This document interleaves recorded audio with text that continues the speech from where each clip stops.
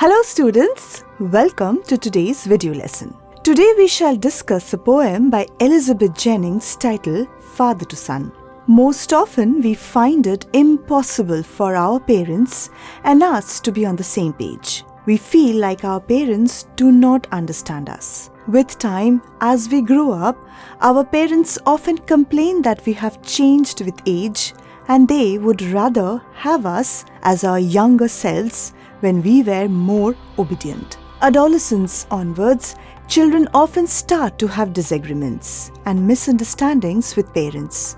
They have a different set of beliefs and ideologies and are faced with what we call a generation gap from their parents. Today's poem is about a father who complains about his adult son and his individuality, which is very different from the young child he nurtured all the years. Before we begin with the poem, let us quickly have a look at our poet's biography. Elizabeth Jennings was born in Boston in the year 1926 and was an English poet. She has received a number of honorary awards throughout her career as a poet. Her poetry collections include A Way of Looking, A Sense of the World, Recoveries, and The Animal's Arrival. Let us begin with the poem now.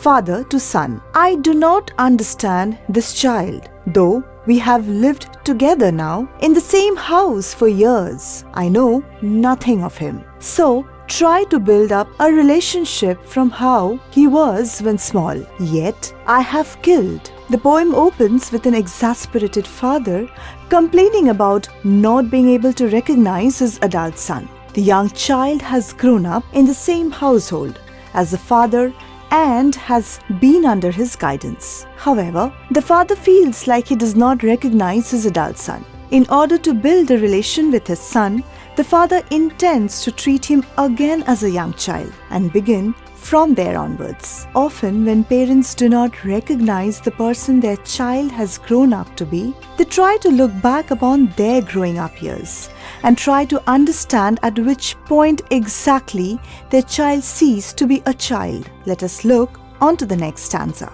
The seed I spent or sown it, where the land is his and none of mine. We speak like strangers. There's no sign of understanding in the air. This child is built to my design, yet what he loves I cannot share. Every father wants and expects his son to grow up to be exactly how he plans, to be his younger version. He wants the son to be a man with the same values, belief systems, and principles as him. He provides an agrarian imagery and says that he feels like he has nurtured the seed of his child in a ground that is not his. The son has grown up and the father has lost all his claims of the land in which he had sown the seed of his child. Though the son is built in his father's design genetically and also with the same values, the son does not share any of his father's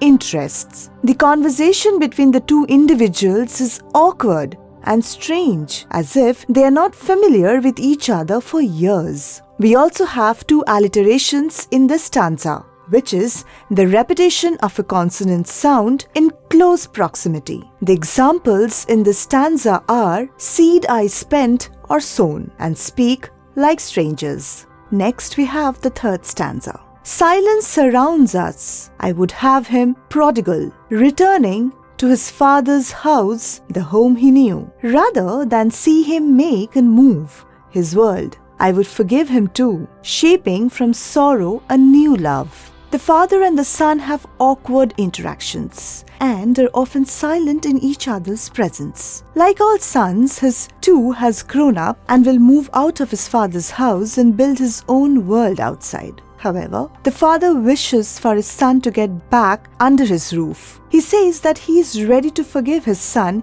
even if he has been a prodigal and wasteful with his resources. The father is willing to forgive his son and take him back with open arms. He feels that anger can have seeds of reconciliation built in it, while indifference is far worse. The biblical parable of the prodigal son has been used as an allusion or an indirect reference in this stanza. In the parable of the prodigal son, the youngest son of a rich father returns home asking for forgiveness from his father after having spent all his inheritance in a reckless manner. The father accepts the son back and forgives him for his spendthrift attitude. It is very sad to see that the father is so attached to his son that he would rather have his son make mistakes and have shortcomings rather than lose him to adult awkwardness and distance. He feels as though even conflict is better than the emptiness and barrenness of his relationship to his child. In the last stanza, we have the father expressing his views on his difficulty in conversing with his son. Let us read on to find out what he has to say. Father and son, we both must live on the same globe and the same land. He speaks, I cannot understand myself why anger grows from grief. We each put out an empty hand, longing for something to forgive. In a time when the son is growing up and finding his own footing in this world, figuring out his own ways, the father finds it difficult to understand his son's ways. We see that the frustration of misunderstanding lies on both sides. However, neither of them are ready to have a conversation and extend a hand of reconciliation. Each one wants to forgive the other, but does not want to be the one to ask for forgiveness. With that, we come to the end of this poem. Children have always had misunderstandings with their parents, and you might feel like your parents are not understanding you and your views. It is only natural to feel this way since our parents have grown up at a different time period and have seen a different world while growing up. It is difficult for them to keep up and accept the evolving world as well. So the advice is to be a little patient with them and explain things to them in a way they will understand and accept. With that, we come to the end of this video lesson. See you next in our recap video.